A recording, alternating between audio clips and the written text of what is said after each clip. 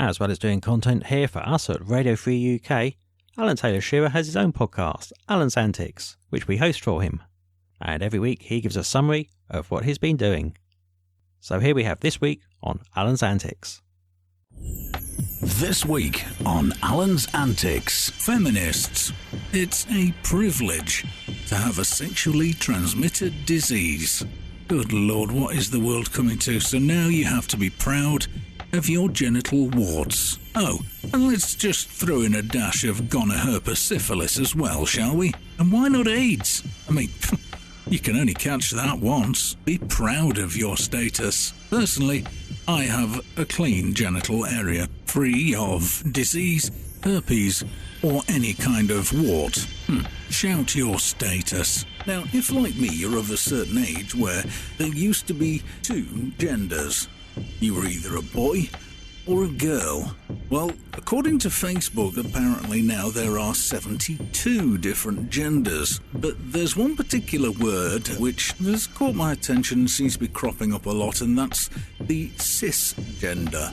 That's right, cisgender, not cisgender. We don't have gender for cysts. This is cisgender. It's a word that applies to the vast majority of people. Yes, you are cisgender, probably, possibly, if you identify in that way. Describing a person who is not transgender. There you go. So if you're not transgender, you are cisgender. Apparently, if a doctor announces it's a girl in the delivery room based on the child's body and that body grows up to identify as a woman, that person is cisgender. Similarly, a baby designated male in the delivery room, it's a boy, who grows up to identify as a man, is cisgender. And once again, this is the left desperately trying to erode our society and our societal norms so that we have to comply with their rules. We have to change ourselves to fit in with them. And I'm afraid that's not how democracy, nor majority or minority works.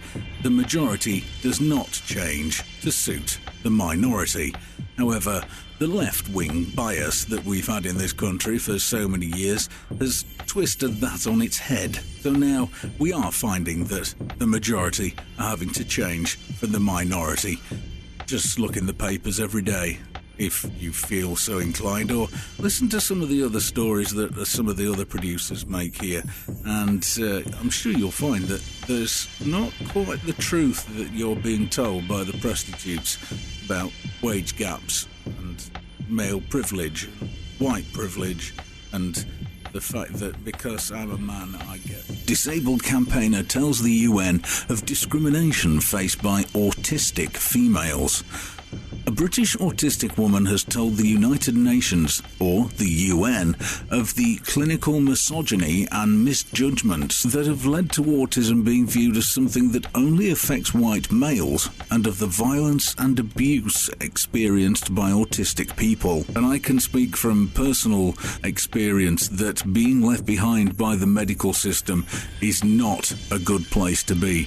It's meant I've ended up in a very difficult situation where 10 years on, I'm still needing treatment. But that's a whole different story, which I've gone into in the past, and I'm not going to take up any more of your time here. But needless to say, I wanted to feature this story because I can associate with a lot of what these people are saying.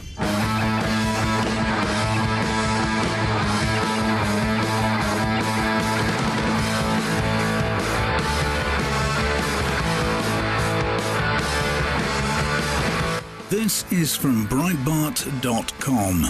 UK student leader wants to ban... This is by Victoria Friedman. Student Union Welfare Officer Mohammed Abdullahi is campaigning for the outdated national anthem to be removed from the end of King's College London's graduation ceremony due to its apparent links to far-right nationalism. Oh dear.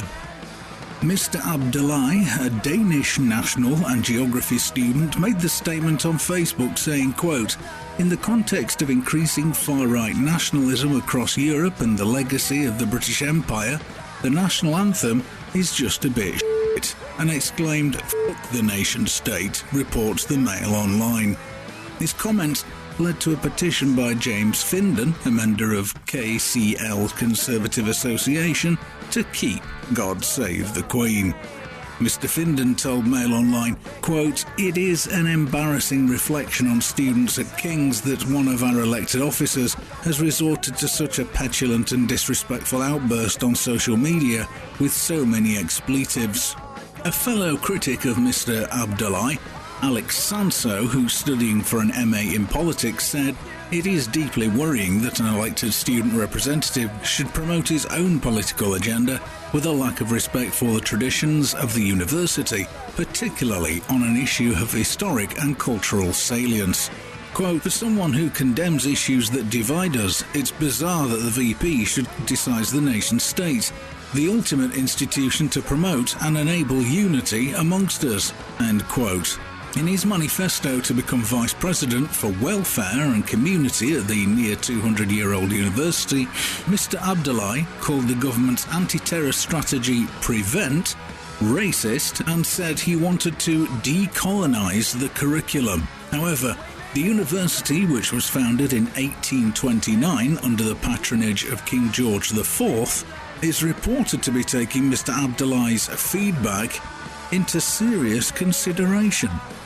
A spokesman for King's College London said, quote, "We are always open to feedback from students, staff and alumni and are currently in discussion with the KCLSU student officers about various elements of the ceremonies, including the use of the national anthem. Feedback from all members of the King's community will be used in planning the next set of ceremonies." Last year, Oxford University students campaigned to have a, quote, "racist," end quote, 100-year-old statue of Cecil Rhodes removed from a Grade 2 listed building and to decolonise the Eurocentric curriculum. In January, Oxford Union voted 245 to 212 in favour of removing the statue of Rhodes from the Oriel College, but the decision was overturned when furious donors threatened to withdraw millions of pounds in donations to the Oxford College. And this is our future, ladies and gentlemen. These are our future leaders. These are our future industrialists and managers. And, oh dear Lord, they want to get rid of statues that have been there for 100 years.